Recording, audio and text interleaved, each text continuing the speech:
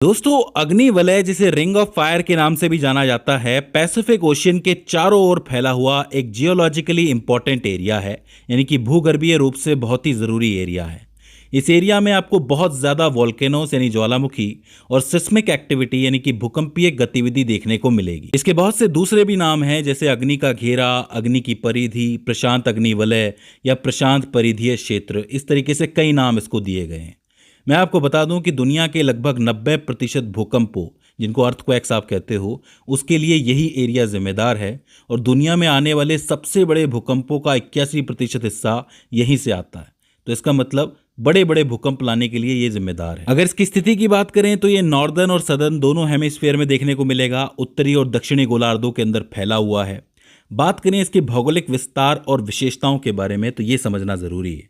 सबसे पहले आकार और लंबाई की बात करें तो वैसे तो इसका नाम अग्नि वलय है, रिंग ऑफ फायर है, लेकिन फिर भी ये पूरी तरीके से गोल नहीं है, बल्कि यह एक घोड़े की नाल की तरह दिखती है। घोड़े की नाल कुछ इस तरह दिखती है, इसी तरीके से ये भी फैला हुआ है। ये जो है दक्षिण अमेरिका के दक्षिणी छोर से शुरू होता है, उत्तरी अमेरिका के पश्चिमी तट से होते हुए जाता है, वेस्टर्न तट से, और फिर बेरिंग जलडमरू मध्य को, बेरिंग स्ट्रेट को पार करता है, और फिर ये जापान से होते हुए न्यूजीलैंड तक फैला हुआ है। ये जो मैप आप देखते हो, इस मैप को मैंने थोड़ा सा खिसका दिया है। इस तरफ का यहाँ पे आपको थोड़ा ईस्ट वाले देश नज़र आएंगे या वेस्ट वाले देश नज़र आएंगे, जिससे आपको क्लियरली पता चल सके कि ये पूरी रिंग किस तरीके से फैली हुई है। इसकी जो टोटल लंबाई है वो लगभग 40,000 किलोमीटर के अंदर फैली हुई है। अब देखो, यहाँ पे इतने ज्वालामुखी क्यों फटते हैं या फिर इतने भूकंप क्यों आते हैं, ये बात समझने से पहले हम ये समझते हैं कि भूकंप आते ही क्यों हैं या फिर ज्वालामुखी फटता ही क्यों है।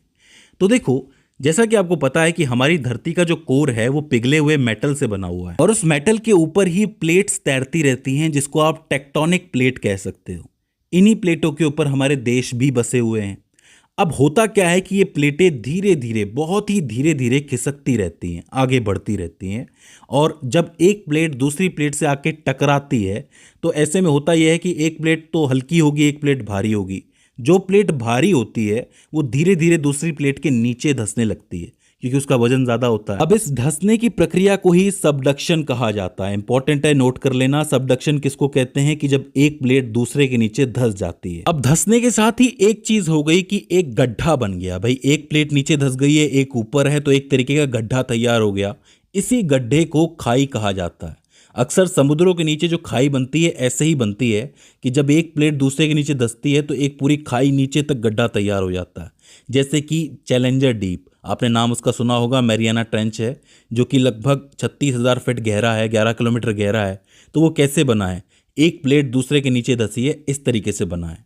ठीक है, तो समुद्री खाई कैसे बनती है आपको समझ में आ गया। अब होता यह है कि ये जो प्लेट नीचे धंसी है वो लगातार आगे बढ़ रही है, लगातार वो आगे बढ़ रही है, और एक प्लेट ऊपर है, तो दोनों प्लेट्स के बीच में टेंशन पैदा होना शुरू हो जाता है, गर्मी पैदा होना शुरू हो जाती है, फ्रिक्शन जिसको आप कहते हो। फ्रिक्शन की वजह से गर्मी पैदा होती है। तो हो ये रहा है कि एक टेंशन पैदा हो गया है।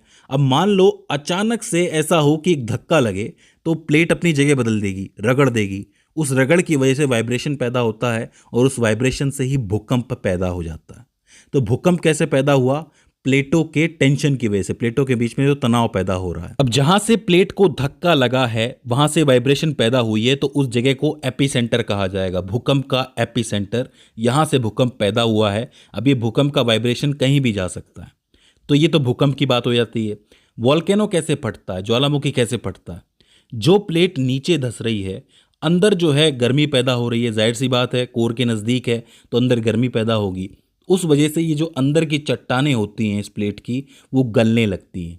गल के क्या बनता है? ये लावा बनता है।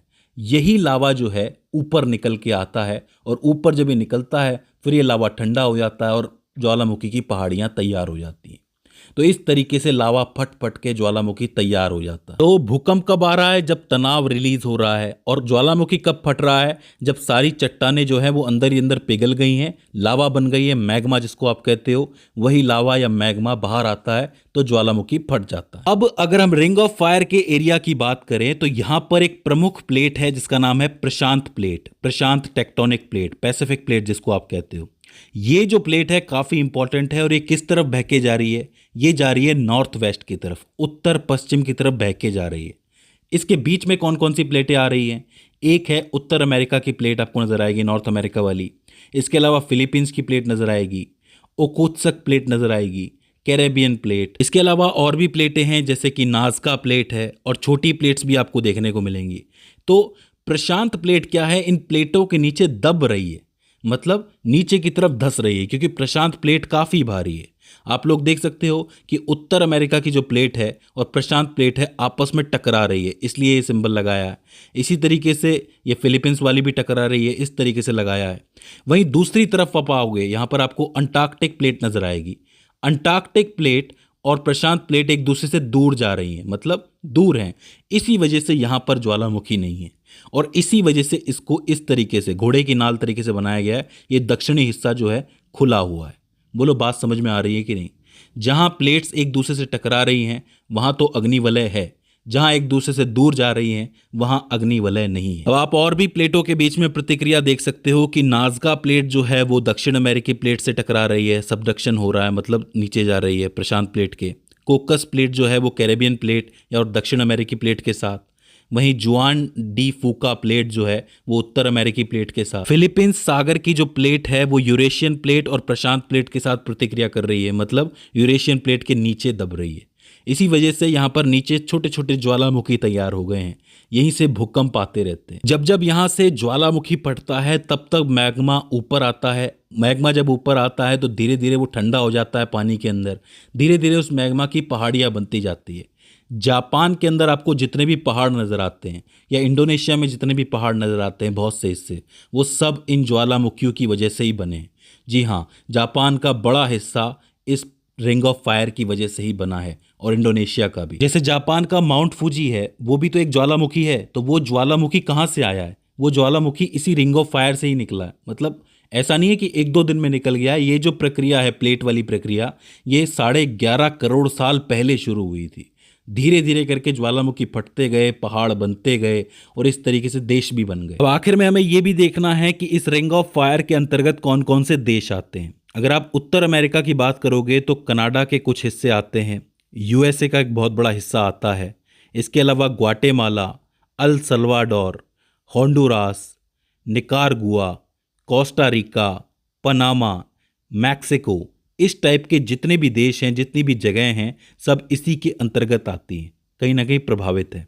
दक्षिण अमेरिका की बात करोगे तो चिली, पेरू, आपको पता है ये सारे के सारे तटीय देश हैं जहाँ पे आपको एंडीज पर्वतमाला दिखती है, वो भी कहीं ना कहीं इसी से प्रभावित है। एशिया की बात करोगे तो एशिया में रशिया, जिसका कमचटका प्रायद्वीप, कुरिल द्वीप समूह, जापान का जो द्वीप समूह है, ताइवान, फिलीपींस, ये सारा एरिया जो है वो इसी के अंतर्गत आता है। इसके अलावा इंडोनेशिया तो है ही जो इससे प्रभावित होता है। ओशेनिया की आप बात करोगे तो पपुआ न्यू गिनी, सोलोमन द्वीप समूह, वानुअत, फिजी, समोआ, टोंगा द्वीप समूह, केरमाडेक, न्यूजीलैंड, ये सारी जो जगह हैं, बिस्मार्क द्वीप समूह या फिर बुगेनविले द्वीप, ये सब के सब रिंग ऑफ फायर से प्रभावित हैं।